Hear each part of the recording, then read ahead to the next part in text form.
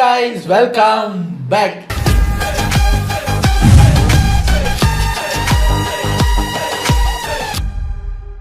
எனக்கு நம்ம இந்த வீடியோக்கு ரியாக்ட் பண்ண போறோம் அப்படின்னு பார்த்தீங்கன்னா, நேற்று நம்ம டிலைட் சினிமாஸ்ல இருந்து ஆர்ஜே பாலாஜியோட ட்ரோலா ரோஸ்டா ஏதோ ஒன்று பார்த்துருந்தோம். சூர்யா சார் ஃபேன்ஸுக்கும் அவருக்கும் நடக்கிற ஒரு சின்ன மிஸ் அண்டர்ஸ்டாண்டிங் பற்றி பார்க்கும்போது சொல்லியிருந்தோம். டிலைட் சினிமாஸில் நேற்று அவரோட தம்ப்நெயில் பார்த்தோம், பக்கத்துலேயே நம்ம விக்னேஷ் சிவனோட தம்ப்நெயில் பார்த்தோம். அவர் என்ன பண்ணி வச்சிருக்காரு தெரியலை அப்படின்ட்டு. என்னன்னு பார்த்தா என்ன பஞ்சாயத்துங்கிறத நேற்று நான் சோஷியல் மீடியா பக்கம் சும்மா இன்ஸ்டாகிராம் பக்கம் போகும்போது பார்த்து விட்டேன். அதாவது எப்படி இப்போ விஜய் சிஎம் ஆனதுக்கப்புறம் இப்போ ஒரு 30 நாள் ஆகுதான், 30 நாளாக ஒரு சில பேர் அதை ஏற்றுக்க முடியாமல் குமுறிக்கிட்டே அழலாம் செய்கிறாங்க. பெரிய ஆளாக பெரிய திடகாத்திரமாக இருந்துக்கிட்டு ஸ்டேஜ் ஏறி அழுதுகிட்டுலாம் இருக்காங்க. அப்படி 30 நாளாக எப்படி அவங்களுக்கு அதை ஏற்றுக்க முடியலையோ அது மாதிரி ஐயா ஒரு காவியம் எடுத்தார் எல்ஐகேன்னு. அந்த படம் வந்து பிரதீப் ரங்கநாதனோட கரியரில் 100 crores அழகாக அடிச்சுட்டு வந்தவரை அடிக்க விடாமல் பண்ணிடுச்சு. ஒரு 70 கோடியோ இவ்வளவு தான் வசூல் பண்ணி 100 கோடி அடிக்கலை. நிறையா பேர் வந்து எங்க அது படம் இல்லைங்க, நல்லா இல்லைங்க அப்படி சொல்லிட்டாங்க. ஐயா இப்போ எப்படி இறங்கிட்டார் அப்படின்னா, சரி படம் வந்துச்சு, பிரதீப் ரங்கநாதனே அவரோட அடுத்த படத்துக்கு போயிட்டாரு, சரி தூக்கி போட்டு நம்ம அடுத்த படத்துக்கு போவோம் அப்படின்னு இவர் இல்லாமல் தமிழ்நாடு மக்கள் இந்திய மக்கள் அவங்களுக்கு இப்போ புரியாது. ஒருவேளை 2040 கமல் சாருக்கு நடந்த மாதிரி 1001 படத்துக்கு நடந்த மாதிரி இந்த படத்துக்கும் நடக்கலாம். ஏங்க எதை கொண்டு எதோட சேர்க்குறீங்க? நல்லா இல்லைன்னா நல்லா இல்லை சார். இந்த படம் யாரும் புரியலைன்னு சொல்லலை, பிடிக்கலன்றாங்க. கமல் சாரோட படங்களாக இருக்கட்டும், செல்வராகவனோட படங்களாக இருக்கட்டும், அப்போ புரியலைன்னு சொன்னாங்க. அது 10 வருஷம் கழிச்சு இப்போதான் சார் எங்களுக்கு புரியுது அப்படின்னா அவர் ஜீனியஸ்ன்றதும் அந்த படத்தை 10 வருஷம் கழிச்சு செலிப்ரேட் பண்ணுறதுமா இருந்தது. இதை பிடிக்கலன்ட்டாங்களே, 10 வருஷம் கழிச்சு மட்டும் பிடிக்குமா அவங்களுக்கு? ஒரு ஆறுதலுக்கு சொல்றாரு. எந்த அளவுக்குன்னா இன்னைக்கு ஒரு டெய்லி ஸ்டோரி போட்டுக்கிட்டே இருக்காரு. பெரிய ஸ்டோரி ஒன்று எழுதியிருக்காரு. ஒரு நெட்ஃப்ளிக்ஸில் அந்த படம் ரிலீஸ் ஆனதுல தாய்லாந்துலையா எங்கேயோ ஒரு நாட்டில் அந்த படம் வந்து டாப் 7ல் இருக்கு. நிறைய பேர் அங்கே அதை பார்க்குறாங்கன்னு டாப் 7ல் இருக்கு. இவர் சொல்றாரு, எந்த படத்தை இந்திய மக்கள் வெறுத்தார்களோ தோல்வியடைய செய்தார்களோ, அதாவது வேணுமென்றே நெகட்டிவிட்டியை பரப்பி ஒரு படத்தை ஓட விடாமல் பண்ணிட்டாங்களாம். எந்த படத்தை வேணுமென்றே நெகட்டிவிட்டியால் தோல்வியடைய செய்யார்களோ அந்த படம் தாய்லாந்தில் 7வது இடத்தில் உள்ளது நெட்ஃப்ளிக்ஸில்.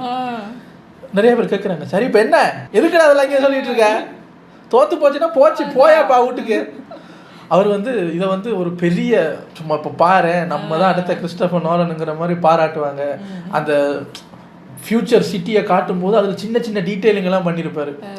கமல் சார் வந்து ஏதோ 10வது பாகம் படம் நடித்த மாதிரியும் அடுத்த இது அப்படின்னு ஃப்யூச்சரில் நடக்க போகிற நியூஸ் எல்லாம் அதில் சின்ன சின்ன பிட் நியூஸாக ஓடுற மாதிரியெல்லாம், அந்த பில் போர்டில் ஓடுற மாதிரியெல்லாம் சின்ன சின்ன டீட்டெயில்ஸ் நிறையா பண்ணியிருப்பார். ஹோலோகிராம் சாரி அது இதெல்லாம் வந்து டீகோட் பண்ணி பேச போகிறாங்க சார்.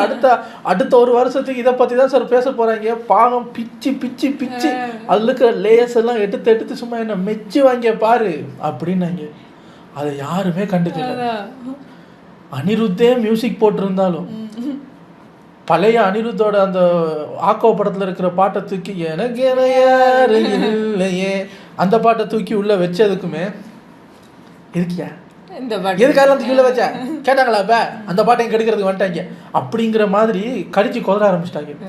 இதை ஏற்றுக்க முடியாமல் செத்து சுண்ணாம்பாகி போச்சு. அதுக்கு வந்து முட்டு கொடுத்துக்கிட்டு இருக்காரு ஐயா. இப்போ அதனால அவர் இப்போ ஒரு ஆன்லைன் நெகட்டிவிட்டி அப்படின்னு அவர் ஒன்று சொல்லிக்கிட்டு இருக்காரு. அது என்ன அப்படிங்கிறத நம்ம பார்க்கலாம். Why don't filmmakers accept criticism?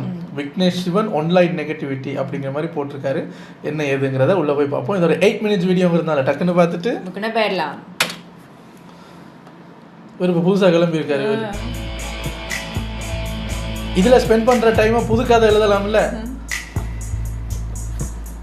வணக்கம் and welcome to delight cinemas. இந்த வீடியோல நம்ம யாரை பத்தி பார்க்க போறோம் அப்படின்னு பாத்தீங்கன்னா, டைரக்டர் விக்னேஷ் சிவன் வந்து இப்போ ரீசெண்டாக கொஞ்ச நாளைக்கு முன்னாடி அவருடைய இன்ஸ்டாகிராம் ஸ்டோரியில் ஒரு போஸ்ட் ஒன்று போட்டிருந்தார். ஒரு ரைட் அப் மாதிரி எழுதி போட்டிருந்தாரு.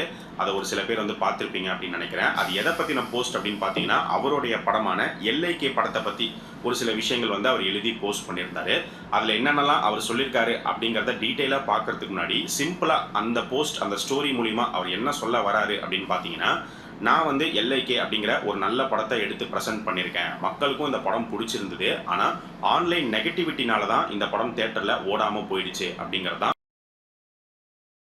பிக் பட்ஜெட் ஃபிலிமாக தான் உருவாக்கியிருக்காங்க. ஸோ பட்ஜெட் வந்து 100 கோடி தாண்டிடுச்சு அப்படின்னு தான் வந்து சொல்லப்படுது. ஆக்சுவலாக ஆரம்பத்தில் பிளான் போடும்போது 100 கோடி பட்ஜெட் அப்படிங்கிற மாதிரி இல்லை போல, ஒரு 70 crores முடிக்கணும் அப்படிங்கிற மாதிரி தான் பார்த்துருக்காங்க. அது எக்ஸ்டெண்ட் ஆகி 100 கோடி அப்படிங்கிறது கிராஸ் ஆயிடுச்சு.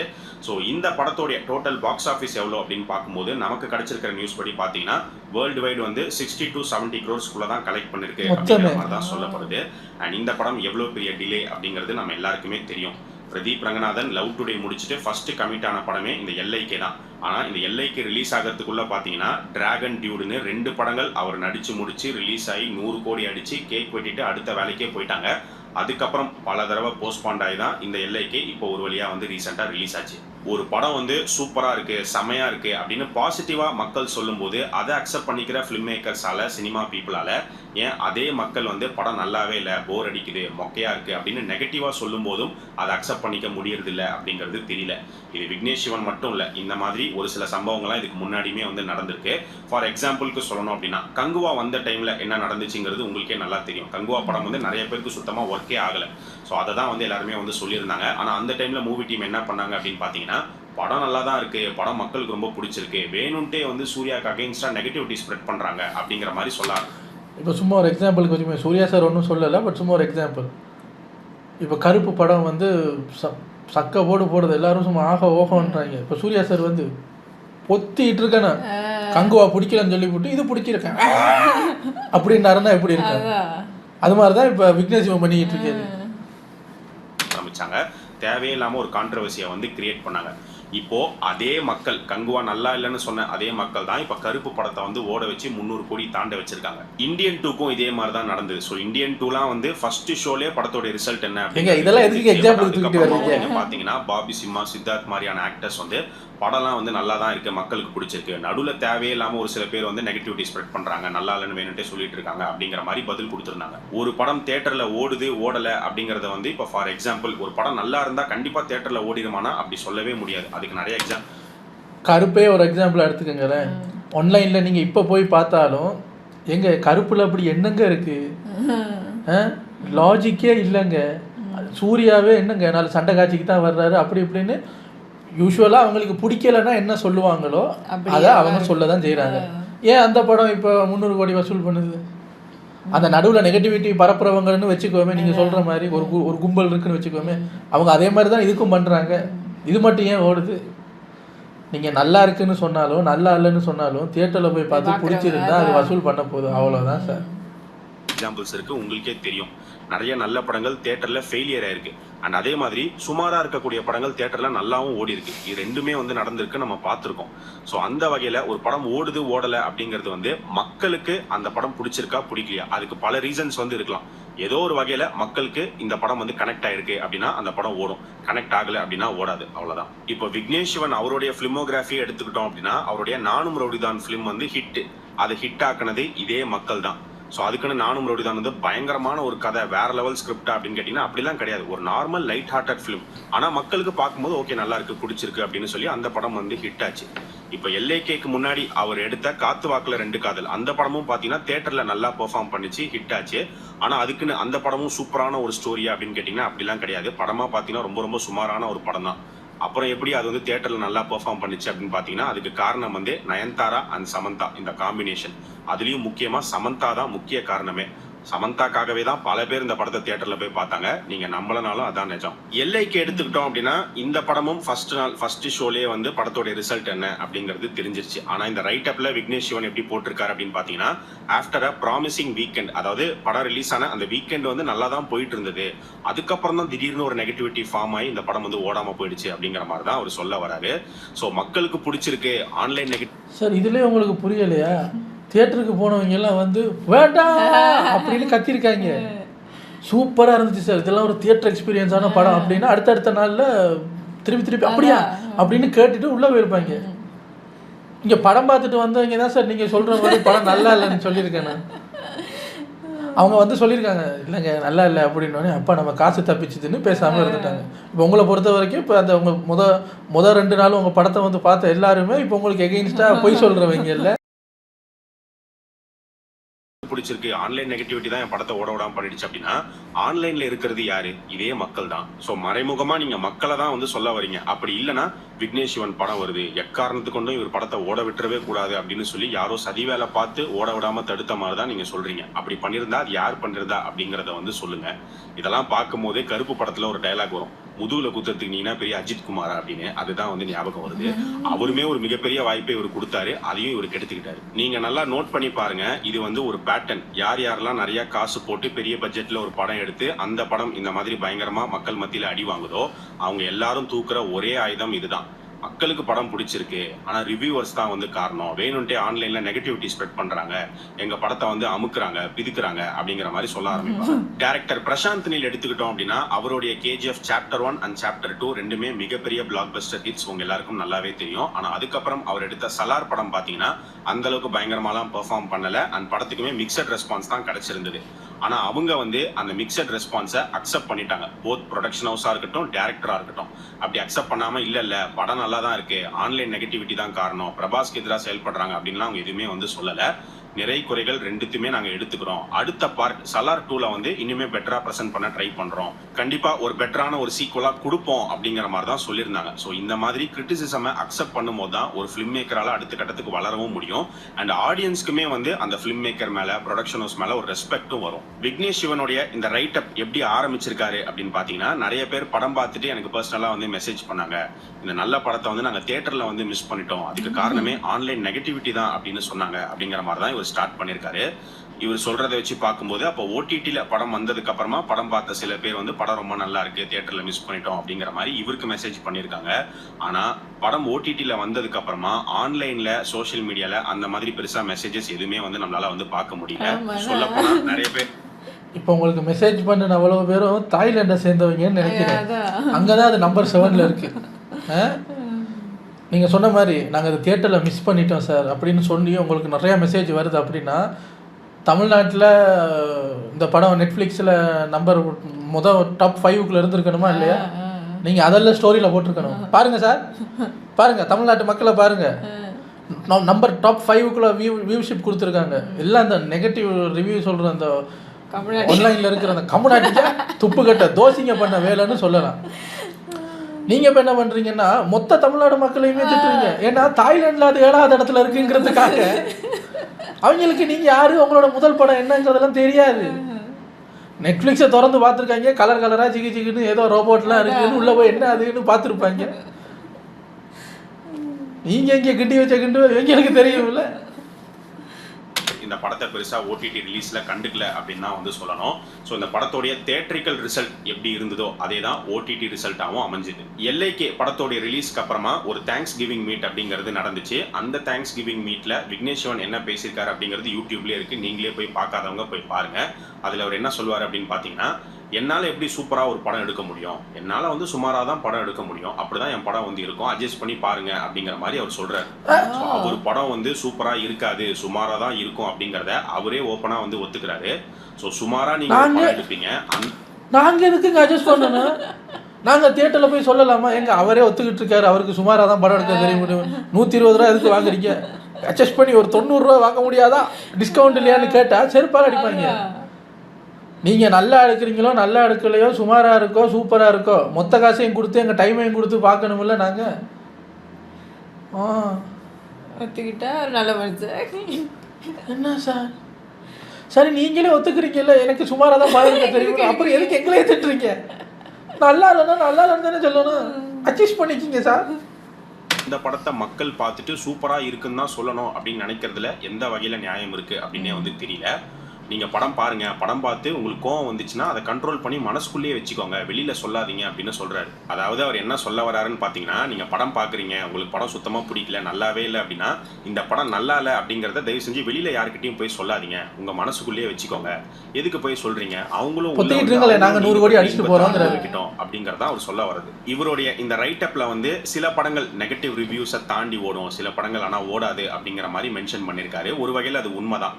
எந்த வகையில் அப்படின்னு பார்த்தீங்கன்னா மிகப்பெரிய ஃபேன் பேஸ் உள்ள ஆக்டர்ஸ் அவங்களுடைய படங்கள் வந்து சுத்தமாக சரியில்லை, நல்லாவே இல்லை அப்படின்னாலும் அவங்களுக்கு இருக்கக்கூடிய அந்த ஃபேன் பேஸ்னாலே ஓரளவுக்கு அந்த படம் ஓடும், கலெக்ஷன் பண்ணும். இப்போ எல்ஐகேவே எடுத்துக்கிட்டிங்கன்னா படத்தோடைய பட்ஜெட்டை விட கம்மியாக தான் கலெக்ஷன் பண்ணியிருக்கு அப்படின்னாலும் நார்மலாக இந்த படத்தை நீங்கள் பார்த்தீங்கன்னா 60லேருந்து 70 கோடி வரைக்கும் இந்த படம் கலெக்ட் பண்ணியிருக்கு.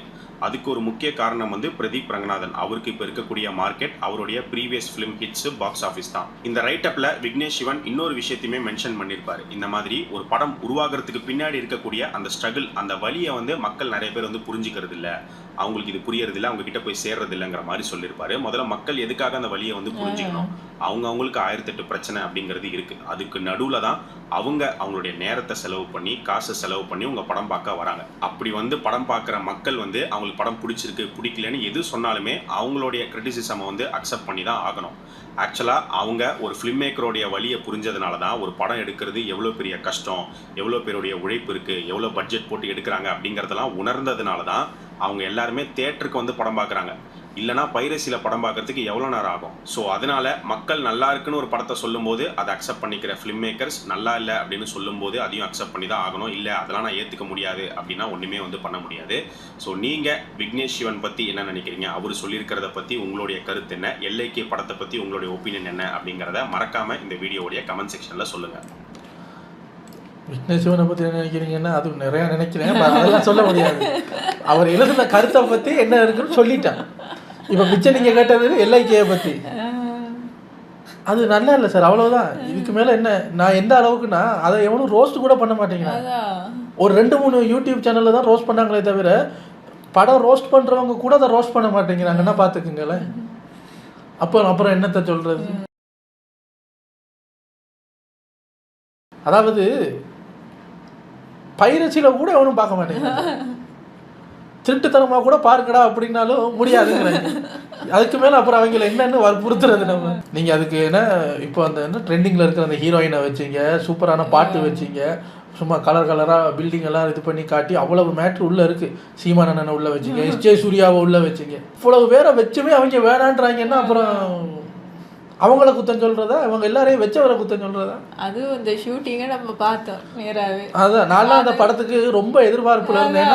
நாங்கள் மலேசியாவில் இந்த ஷூட்டிங் நடக்கும்போது போய் பார்த்தோம். அப்பவே சொல்லுது அப்பவே தெரிஞ்சிருந்தா நான் நேரில் போய் சொல்லியிருப்பேன். எதுக்கு நாங்கள் 1.5 வருஷம் வெயிட் பண்ணுறேன் தெரியாதே